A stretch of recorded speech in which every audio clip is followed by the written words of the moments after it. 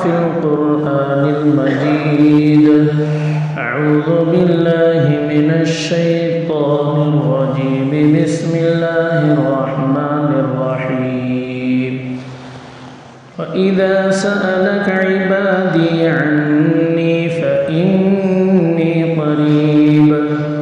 وقال تعالى إن تكفروا فإن الله غني عنكم وإن تشكروا يرضه لكم.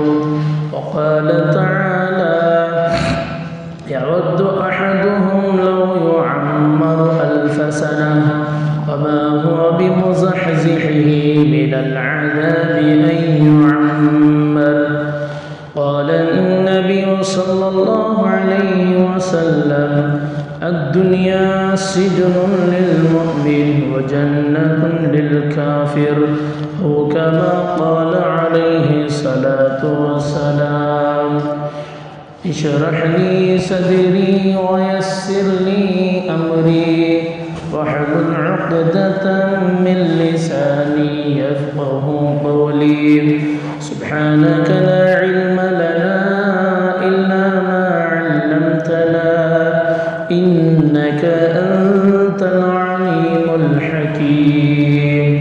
اللهم صل على سيدنا محمد وعلى آل سيدنا محمد صلاة تنجينا بها من جميع الأهوال والآفات وتقضي لنا بها جميع الحاجات وتطهرنا بها من جميع السيئات وترفعنا بها عندك أعلى الدرجات وتبلغنا بها أقصى الغايات من جميع الخيرات في الحياة وبعد الممات إنك على كل شيء قدير. معزز سامعین کرام، ہر باپ کو اپنی اولاد کی 2 چیزیں پسند آتی ہیں، 2 چیزوں سے باپ کو خوشی ہوتی ہے. ہم میں سے جس کے لیے اولاد ہے وہ اس بات سے اتفاق رکھتا ہے کہ مولانا نے جو کہا بالکل سچ بات ہے. پہلی بات یہ ہے، ہر باپ کو اس بات پر خوشی ہوتی ہے کہ اس کی اولاد، اس کے بچے اپنی ضرورتوں کا اظہار، اپنی ضرورتیں اپنے باپ کے سامنے پیش کریں. کیونکہ باپ ہی ان کی ظاہراً ضرورتیں پوری کرتا ہے. اولاد، نابالغ اولاد، چھوٹے بچے مانگے تب بھی وہ ان کی ضرورتیں پوری کرتا ہے. اولاد نہ مانگے تب بھی وہی باپ ہی ان کی ضرورتیں پوری کرتا ہے. اب ناشتہ ابھی گزرا، تمہارے بچے پوچھے ابو ہم نہ ناشتہ ہونا تب بھی تمہیں اس سے پہلے اس کی ضرورتیں پوری کرے، یا تمہاری اولاد نہیں پوچھی ہوگی تب بھی آپ لوگوں نے ان کے کھانے پینے کا انتظام کر دیا. ارے کرے نہیں کرے، یہ موٹا موٹا سمجھا بھائی. کوئی سنگ دل باپ ہی ہوتا ہے جو اپنے بچوں کی فکر نہیں کرتا، پتھر دل. ورنہ ہر باپ کے دل میں اپنی اولاد کی فکر ہوتی ہے اور باپ اس بات سے خوش ہوتا ہے میرے بچے میرے سے مانگے. بچوں کو ضرورت پڑی، باپ موجود ہے، وہ بچے باپ کے سامنے، باپ کے پاس مانگنے کے بجائے دوسروں کے پاس، دوسروں کے گھر کے سامنے مانگے. عزت دار باپ کو یہ برداشت نہیں ہوتی یہ بات.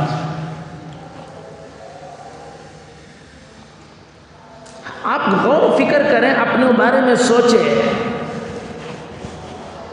بچے مانگے تو خوشی ہوتی ہے، آگے چل کر نواز سے پوترے مانگے تو اور زیادہ خوش ہوتا ہے. ارے خوش ہوتا نہیں ہوتا بھی اللہ دیا نا پوترے کی طرح سے ماشاء اللہ مبارک رہا، پڑ پوترے دے، آمین بولو. آمین بولنے میں کیا ہے؟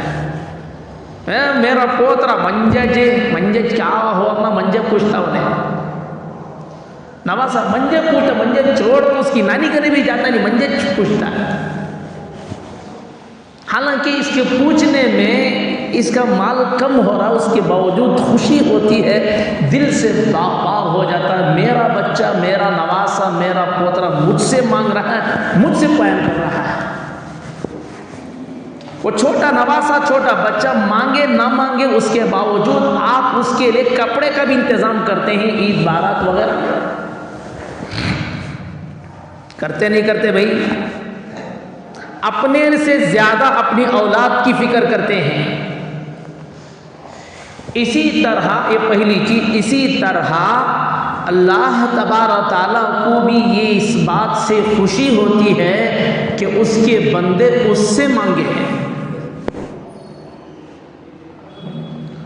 باپ اس بات سے ناراض ہو جاتا ہے کہ میرے بچے مجھے چھوڑ کر غیر کے پاس مانگے، اسی طرح اللہ بھی ناراض ہو جاتے ہیں، ان سے مانگنے کے بجائے کسی اور سے مانگے.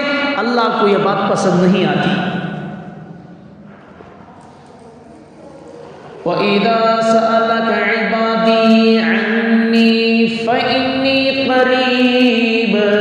آپ بتا دیجئے جب بندے میرے بارے میں سوال کرے تو کہہ دے میں بالکل قریب ہوں. اجیب دعوت الداعی اذا دعانی فلیستجیبوا لی ولیؤمنوا بی. جب بندے مجھ سے مانگتے ہیں تو میں ضرور ان کی دعا قبول کرتا ہوں. لہذا بندوں کو بھی چاہیے مجھ ہی پر ایمان لے کر آئے. دعا مانگتے تو میں قبول کرتا ہوں، میں پورے کرتا ہوں، تو بندوں کو بھی چاہیے میرے اوپر کیا کرے؟ ایمان لائے. اب مانگنے میں دو چیزیں ہوتی ہیں. مانگنے میں دو چیزیں، ایک پازیٹیو، ایک نیگیٹو. پازیٹیو نیگیٹو مطلب کیا؟ ایک مثبت چیز، ایک منفی. مثبت چیز کا مطلب کیا ہے؟ اے اللہ ہمیں ایمان عطا فرما، اے اللہ ہمیں ہدایت عطا فرما، اے اللہ ہمیں ایمان پر ثابت قدم عطا فرما، صراط المستقیم پر ثابت قدم عطا فرما، ہمیں دنیا آخرت کی بھلائی مرحمت فرما، ہماری اولاد کو فرما بردار بنا، ہمیں صحت عطا فرما، فلاں فلاں چیزیں عطا فرما. یہ چیز اللہ تعالیٰ سے مانگتے ہیں، ایک مانگنے کی یہ چیز ہے، اسے مثبت کہتے ہیں. اور دوسری منفی چیز مانگنے کا مطلب یہ اللہ ہمیں گمراہی سے بچا، ہمیں جہنم سے بچا، ہمیں دوزخ سے بچا، ہمیں تیرے غیظ و غضب سے ہمیں بچا. تیرے غیظ و غضب والے اعمال جو کرنے پر تیرا غیظ و غضب ہوتا، غصہ ہوتا ہے، ان چیزوں سے ہماری حفاظت فرما. ابلیس کے شر سے ہماری حفاظت فرما، حاسدین کے حسد سے ہماری حفاظت فرما، برا چاہنے والوں کی برائی سے ہماری حفاظت فرما، فتنے فسادات سے ہماری حفاظت فرما. اس کو کہتے ہیں منفی چیز. یہ بھی مانگنا اللہ ہی سے مانگنا ہے. اور مانگنے کی چیزیں ایسی مانگنا، فرمایا اگر اپنے چلتے چلتے، حدیث پاک میں آتا ہے چلتے چلتے تمہارے چپل یا جوتے کا تسمہ پٹی ٹوٹ جائے، اس کو بھی اللہ سے مانگو. اللہ اس کے بارے میں مانگو. یہاں تک کہ علماء فرماتے ہیں کہ تمہارے گھر میں سامان موجود ہے، راشن موجود ہے، اس کے باوجود بھی اللہ سے مانگو. اللہ ایک چیز رکھی ہوئی، ان چیزوں سے مجھے فائدہ اٹھانے کی مجھے توفیق مرحمت فرما. مانگو اللہ تعالیٰ سے. ہو سکتا ہے اگر تم نہیں مانگو، تمہارے سر گھر میں سامان بھرا پڑا ہوا ہے، لیکن تم کو اس کے استعمال کی نوبت نہ ہے، یا موت کی وجہ سے یا بیماری میں مبتلا ہو کر تم ان چیزوں سے محروم ہو سکتے ہو. म्हणजे क्या जी मेरे पोतरे तक खा सकती हो, ता कमा कर रख दलियों में कमा कर रखे, तू फायदा नहीं उठा सकता, ये भी हो सकता है ना। तेरे दस्तरखान पर बैठकर दूसरे उन चीज़ों की इस्तेमाल करे, अल्लाह पाक तुझे महरूम कर सकते हैं। इसलिए नेमतें मिलने के बावजूद उनके इस्तेमाल के लिए भी अल्लाह ताला से क्या मांगो, दुआ मांगो। इन तकफुरू फइन्नल्लाह गनिय्युन अन्कुम,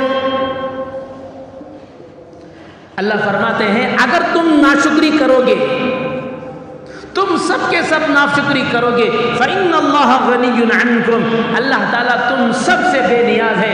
उलमा फरमाते हैं अगर खुदा ना खास्ता तमाम आसमान वाले और तमाम ज़मीन वाले इब्लीस मलऊन मरदूद जैसे नाफरमान भी हो जाए तो अल्लाह की मिल्कियत, अल्लाह की बादशाहत में कोई कमी नहीं आने वाली। इसी तरह उलमा फरमाते हैं अगर तमाम आसमान वाले और तमाम ज़मीन वाले, यहाँ तक के शयातीन भी फरमा बरदार एक से बढ़कर बिल्कुल बहुत बड़े नेक पारसा मुत्तकी बन जाए, तब भी अल्लाह की शान में ज़र्री बराबर भी बढ़ोतरी नहीं आने वाली। अल्लाह ताला को जो है ना तुम्हारे शुक्र से अल्लाह ताला का कोई फ़ायदा होने वाला है और ना तुम्हारी नाशुक्री से अल्लाह ताला को कोई नुकसान होने वाला है। हाँ, ये है मांगने पर उन्हें खुशी होती है। क्या होती है? जिस तरह बाप को बच्चे के मांगने से खुशी होती है, इसी तरह अल्लाह ताला भी बंदे के मांगने से खुश होते हैं।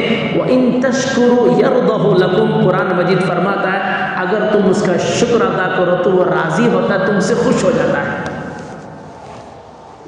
क्या होता है? वो खुश होता है, उसे खुशी होती है अल्लाह ताला को तुम्हारे मांगने से, तुम्हारे शुक्र से वो खुश होता है।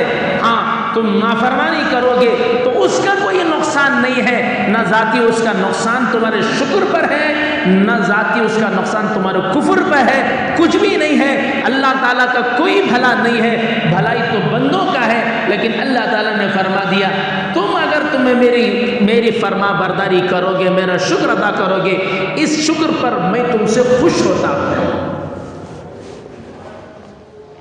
तो अल्लाह ताला को बंदों की दो चीज़ें पसंद है। पहला, बोलो पहला क्या है? मांगना। किससे मांगना? अल्लाह ताला से मांगना अल्लाह को पसंद है। और दूसरी चीज़ अल्लाह ताला को जो है बंदों का शुक्र अदा करना, ये अल्लाह को पसंद है, नाशुक्री पसंद नहीं है। ये सारी कायनात को अल्लाह ने बनाया, ज़मीन आसमान इस पे जितने चीज़ें हैं सारी चीज़ों को अल्लाह तबारक ताला ने बनाया है। कुफ़ार को अल्लाह ने बनाया, मोमिनीन को अल्लाह ने बनाया, मोमिनीन के ईमान को भी अल्लाह ने बनाया, काफिरों के कुफ्र को भी अल्लाह ताला ने बनाया। सारी चीज़ों को अल्लाह ताला ने बनाया है। ये कायनात अल्लाह की है, अल्लाह ने बनाया है, सारी चीज़ें अल्लाह तबारक ताला की है। अब सवाल ये होता है जब अल्लाह ने कुफ्र को बनाया तो कुफ्र के इख्तियार करने पर सज़ा क्यों? उसका जवाब सुन लो। ये इसलिए जवाब देना पड़ता है ताकि मुसलमानों के जहनों में इस सवाल का जवाब रहे, वरना कुफ्फार मुशरिकीन आज के दौर में ईमान को खोखला करने की एक लम्हा भी और एक कोई दकीका भी नहीं छोड़ते हैं। तरह तरह के वसाविस में मुब्तला फरमा देते हैं। एक लड़की को इस तरह फंसाया गया और कहा तू अपने ईमान पर बाकी रहे, तू अपने मजहब पर बाकी रहे, मैं अपने मजहब पर बाकी रहूँगा, कोई बात नहीं है, मैं तुझे जोर ज़बरदस्ती नहीं करता। इस तरह फिसलाया जाता है। तरह तरह की बातें। लड़कियां पहले से क्या होते हैं? नरम दिल की होती हैं। वो इस्लाम की तारीफ झूठ अपनी झूठी ज़बान से तारीफ करता है, तो ये हर तरह की ट्रेनिंग दी जाती है कि इनका ईमान को तबाह करो, बर्बाद करो, और लड़कियां उनके जाल में फंस जाती है। और ये कहा जाता है कि बताओ इतने लोग करोड़ों की तादाद में काफिर मुशरिकीन हैं, क्या इतने लोगों को अल्लाह ताला जहन्नम में डाल देगा? और क्या इतना बड़ा कैद खाना है कि इतनी बड़ी जेल है कि इतने लोगों को वो जेल कहाँ से समा सकती है। ये सब लोगों की बातें हैं, इसलिए इन बातों पर धरो नहीं, इन बातों पर यकीन ना करो। ईमान कमज़ोर ईमान वाला और जिसने कुरान नहीं पढ़ा और जिसे कुरान का तर्जुमा नहीं पता और जिसने उलमा के साथ उठना बैठना नहीं किया, वो इन बातों में फंस जाता है। और जो उलमा की सोहबत में बैठा उसे मालूम हो जाता है, इसलिए कि कुरान मजीद का आयत है, क़यामत के दिन अल्लाह ताला जहन्नम से पूछेंगे, यौम नक़ुलि जहन्नम तलाती, तू भर गई, हल मिन मज़ीद। जहन्नम कहते सारे जहन्नम में को डालने के बावजूद कहते और मेरे पास ला।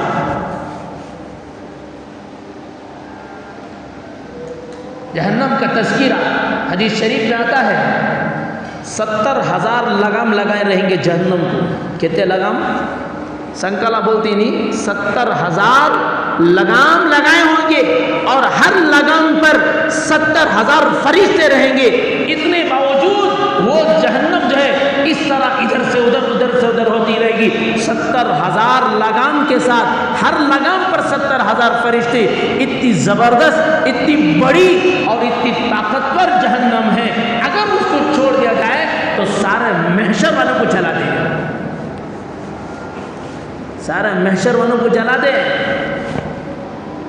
ऐसी चीजें तैयार हुई हैं। तो फिर सवाल यही है कि क्यों अजाब क्यों होता है काफिरों को, मोमिनों को क्यों मिलता है सवाब? उसका आसान जवाब यह है, अल्लाह ने बनाया, लेकिन बनाने के साथ अल्लाह ने फरमा दिया इसे इख्तियार ना करो, ये मेरे गज़ब की जगह है, इसे पसंद करो, ये मेरे मेहमानी की जगह है। अल्लाह ताला की तरफ से पकड़ बंदे के इख्तियार पर आता है।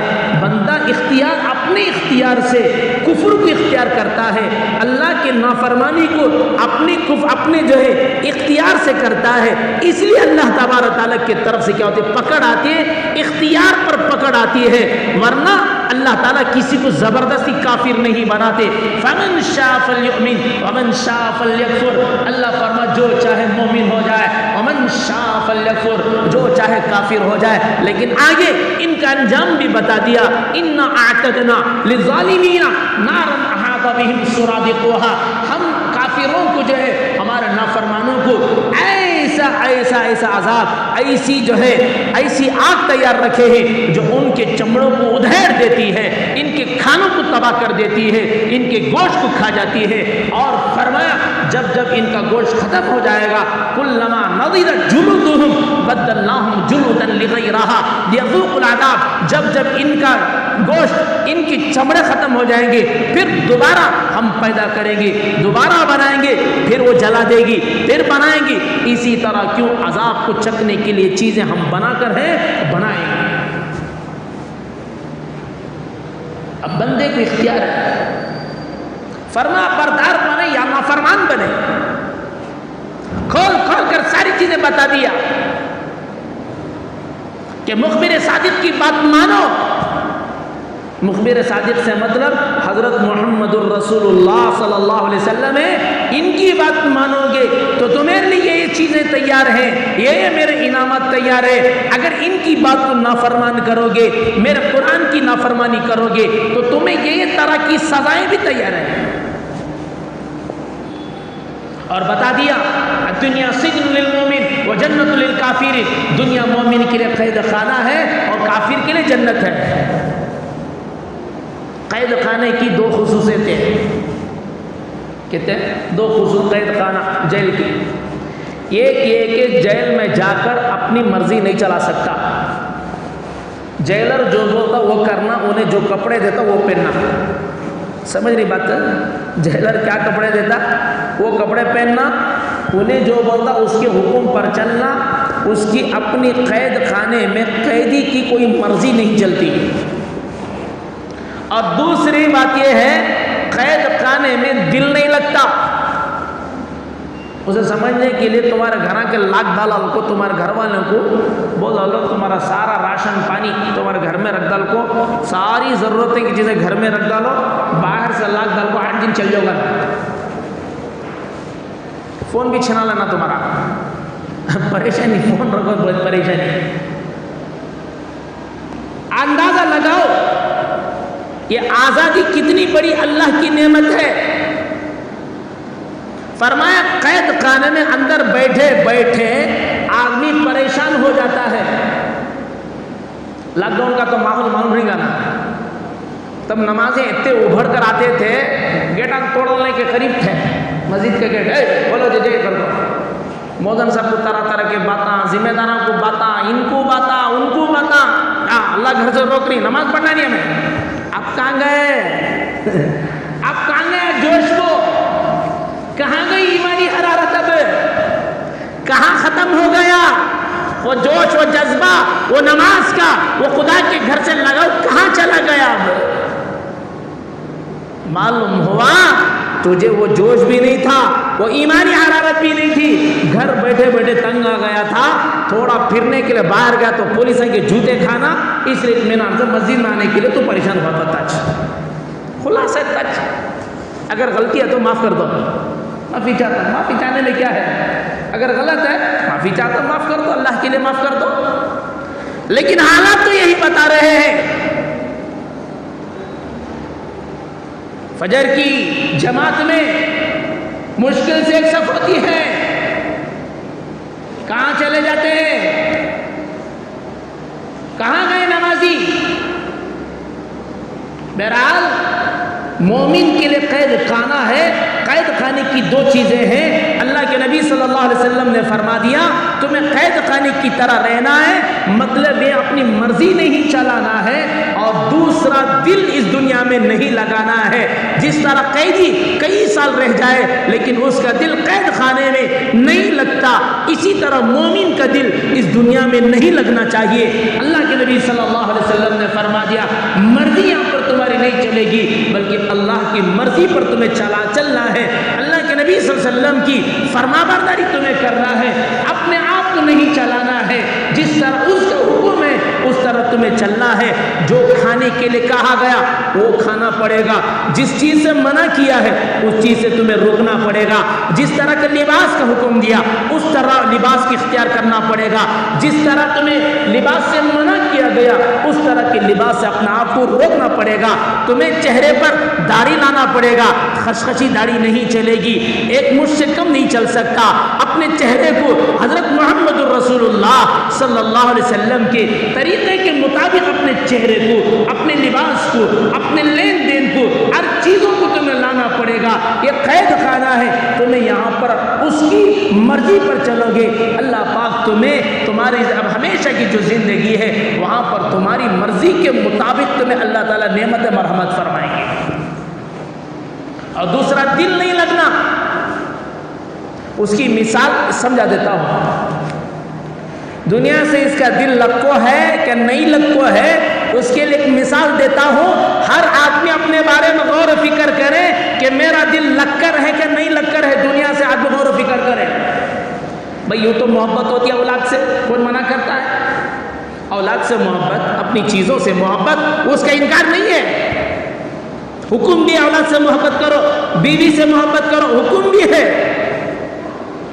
مثال دیتا ہوں آپ سمجھ جائیں. اس مثالوں سے بعد میں آدمی کو سمجھ میں آ جاتی ہے کہ میرا دل لگ کر ہے یا نہیں ہے.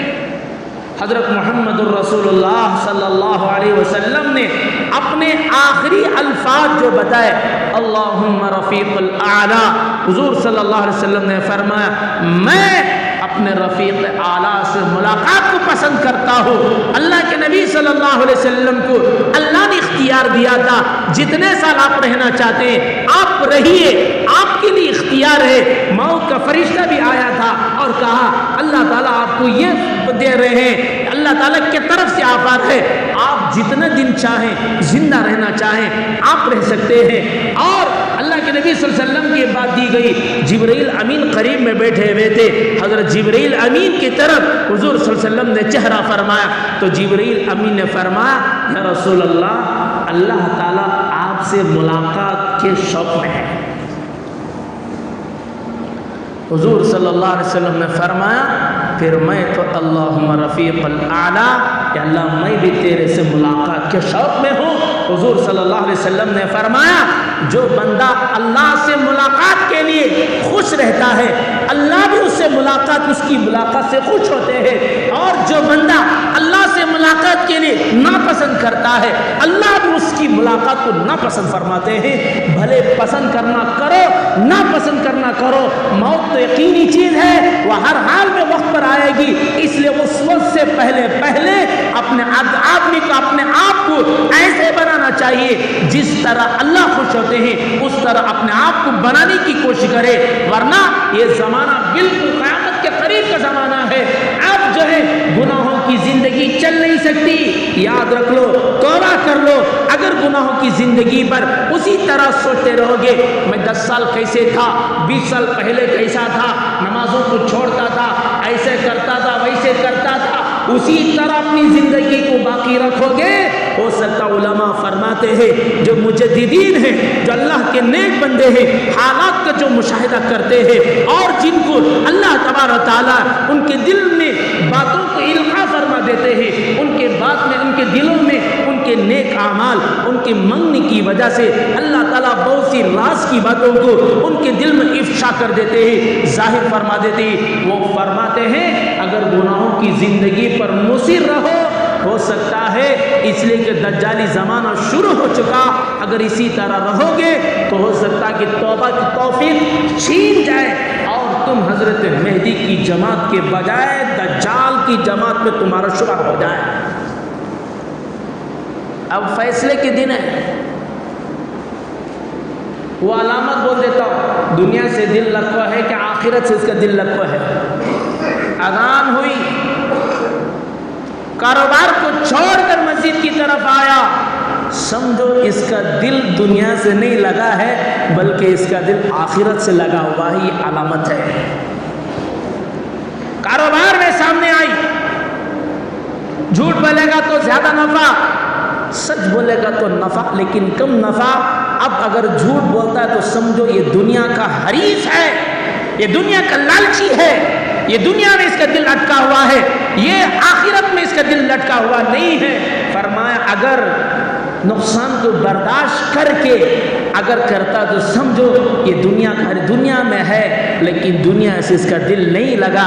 جس طرح اللہ کے نبی صلی اللہ علیہ وسلم نے فرمایا دنیا سے دل نہ لگاؤ تو یہ اللہ کا سچا بندہ اور حضرت محمد رسول اللہ صلی اللہ علیہ وسلم کا سچا امتی ہے، اس لیے کہ اس نے آخرت کو ترجیح دیتے ہوئے آخرت کے اعمال کے لیے دنیا کا ظاہر نقصان کیا ہے۔ یہ آخرت کو طلب کرنے والا بندہ ہے۔ من كان يريد حرث الآخرة نزد له في حرثه ومن كان يريد حرث الدنيا نؤتيه منها وما له في الآخرة من نصيب۔ قرآن مجید کہتا ہے جو آخرت کی کھیتی کا طالب رہتا ہے ہم اسے دیتے ہیں، دنیا بھی دیتے ہیں، آخرت بھی مرحمت فرماتے ہیں، اور جو صرف اور صرف دنیا کی کھیتی کا طالب رہتا ہے ہم نؤتيه منها مطلب ہے ہم کچھ دیتے ہیں، تھوڑا ہی دیتے ہیں، وما له آخرت من نصیب، اور اس کے لیے آخرت میں کوئی حصہ نہیں رہے گا۔ قرآن کا فیصلہ، اور قرآن کے فیصلے کے خلاف کون جا سکتا ہے؟ کس کا دماغ کام کرے گا؟ قرآن کے خلاف سوچے گا تو ایمان سے باہر ہو جائے گا۔ اس لیے بزرگوں حالات دن بدن تبدیل ہو رہے ہیں، اب حالات کا اندازہ خود لگائیں۔ 15-20 سال کی جو دنیا تھی، دنیا کا جو سسٹم تھا، اب 20 سال بعد سسٹم بالکل بدل چکا ہے، حالات بدل چکے اور دن بدن بدل رہے ہیں۔ اس کی سب سے بڑی علامت یہ ہے فلسطین میں حالات کا آنا دنیا کی تبدیلی کا سب سے بڑا اشارہ ہے۔ کئی جمعہ پہلے میں حدیث کی روشنی سے بتا دے پھر اشارہ کر دیتا ہوں،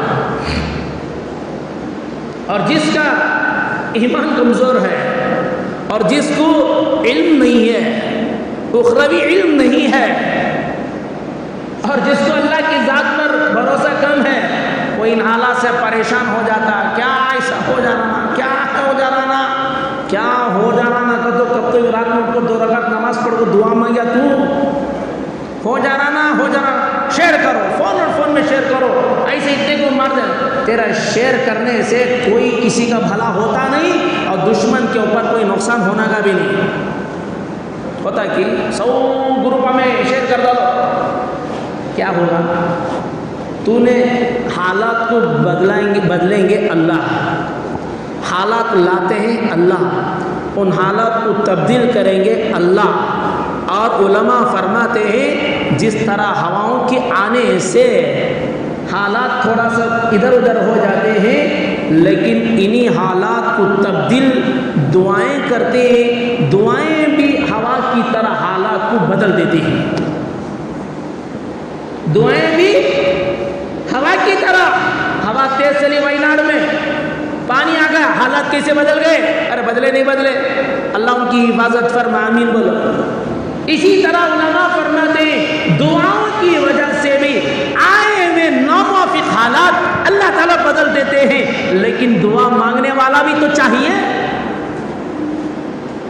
ارے یہ نہ سمجھے یہ عالم کی ذمہ داری، یہ خطیب کی ذمہ داری، بحیثیت مسلمان ہم میں سے ہر ایک کی ذمہ داری ہے کہ اپنے ناموافق حالات کو اللہ تعالیٰ سے مانگنے۔ اور اللہ کو میں نے شروع میں کہا، اللہ کو مانگنا کیا ہے؟ بولا شروع میں، اللہ کو مانگنا اپنے بندوں کا پسند آتا ہے۔ بندے کے مانگنے پر جس طرح اولاد کے مانگنے پر باپ خوش ہوتا ہے، اسی طرح اللہ کی ذات بھی، اللہ تعالیٰ بھی بندوں کے مانگنے سے خوش ہوتے ہیں۔ حضور صلی اللہ علیہ وسلم جس کا ایمان مضبوط ہے اور جسے علم پر گہرائی ہے، قیامت کے قریب کی نشانیاں جس نے پڑھا ہوا ہے، وہ ان حالات سے گھبراتا نہیں، بلکہ ان حالات سے اس کا ایمان اور مضبوط سے مضبوط ہو جاتا ہے، اور یہی کہتا ہے بالکل یہی ہو رہا ہے۔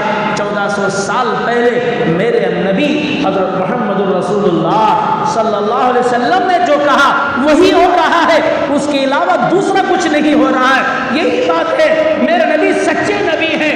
1400 سال پہلے میرے نبی نے فرمایا، اسقلان میں جو ہے، اسقلان کا لفظ آقا صلی اللہ علیہ وسلم نے فرمایا، اس زمانے میں اس فلسطین اور غزہ کے اطراف اکناف کو جو ہے اسقلان کہا جاتا تھا۔ یقین نہ آئے، قرآن احادیث کی کتابیں اٹھا کر دیکھ لو، احادیث میں لفظ اسقلان آیا ہوا ہے۔ حضور نے فرمایا مسلمانوں کے درمیان اور جو ہو اور باطل یہودیوں کے درمیان ایک زبردست جنگ ہوگی، قیامت کے قریب ہوگی، اور ان مجاہدین سے اللہ تعالیٰ بے پناہ خوش رہے گا، اور اس وقت روئے زمین میں سب سے مضبوط ایمان والے اسقلان اس کے اطراف والے رہیں گے۔ کیا بات ہے! بالکل زمانہ حضرت مہدی کے زمانے کے بالکل قریب ہم ہیں، دجالی زمانہ شروع ہو چکا ہے، بس اس کا جو ہے اس دجال کا خروج ہونا ہے، ملعون کا خروج ہونا ہے، حضرت عیسیٰ علیہ السلام کا نزول ہونا ہے، حضرت مہدی کا ظہور ہونا ہے۔ بس یہ زمانہ بالکل قریب ہو چکا۔ حالات پر رکھنے والے علماء کرام ان جگہ کے حالات کی بار بار تحقیق کرتے ہیں، کیا ہو گیا کہ دجال نکل گیا کیا؟ راتوں میں مانگتے ہیں، دعائیں مانگتے رہتے ہیں، دعائیں مانگتے رہتے ہیں، یا اللہ دجال کی فتنے سے بچا، یا اللہ دجال کی فتنے سے بچا۔ تم میں جتنے لوگ ہیں، میں بھی اپنا آپ کو مخاطب کرتے ہوئے کہتا ہوں، کتنے لوگ روزانہ دجال کے فتنے سے پناہ مانگتے؟ ذرا دل سے پوچھ لو اپنے۔ مشکل سے مجھے 10 آدمی ملیں گے شاید، مشکل سے۔ اس کا جواب بھی میں دیتا ہوں، کیا حضرت ایسا بول رہے ہیں نا، جواب دیتا ہوں میں، اس کی وجہ سن لو۔ تمام انبیاء، یہ بات پر اپنی بات مکمل کر رہا ہوں، زیادہ وقت لے رہا نہیں، تمام انبیاء اپنی امتوں کو دجال کی فتنے سے جو ڈرائے ہیں۔ فرعون کا فتنہ تھا، بچوں کو ذبح کر دیتا تھا، عورتوں کی لونڈیاں بنا لیتا تھا، فرمایا اس سے بڑا بھی، اس سے بڑا فتنہ دجال کا فتنہ۔ اب سمجھو کتنا بڑا فتنہ رہے گا۔ میں تقریباً 1 سال پہلے، کئی مہینے پہلے بتایا تھا، آدمی دجال کی فتنے سے بچنے کے لیے ایک چیز ہمارے سچے نبی نے بتایا، اس پر جو عمل کرے گا اللہ اسے بچائیں گے۔ باقی اس کی نماز اور دیگر چیزیں سے، یہ اس کے فتنے سے بچنا مشکل ہے۔ حضور نے جو فرمایا وہ اس سے بچنا۔ بھائی ایک بیماری کی دوا ہے کیا نہیں؟ کینسر کی دوا ہے، کورونا کی دوا ہے، کورونا کی دوا، کینسر تو ہوتا کیا؟ ایک ایک چیز کے فائدہ حضور نے فرمایا۔ اور حضور صلی اللہ علیہ وسلم نے فرمایا جو روزانہ سورہ کہف کی 10 آیتیں جو پڑھے گا اللہ تعالیٰ اسے دجال کی فتنے سے بچائیں گے۔ اللہ کا احسان روزانہ پڑھتا ہوں، اپنی اولاد کو حکم کرتا ہوں۔ آپ لوگوں کو میں بتایا تھا، تمہیں خود سوچو پڑھنے کا نہیں پڑھ رہے تو اللہ کے حوالے آپ کو آئندہ سوچو پڑھنا کیا نہیں پڑھنا، دجال کی جماعت میں شریک ہونا، یہ حضرت مہدی کی جماعت میں شریک ہونا۔ فلمن شاء فلیؤمن ومن شاء فلیکفر۔ اللہ ہم سب کی حفاظت فرمائے، آمین وآخر دعوانا الحمد للہ رب العالمین۔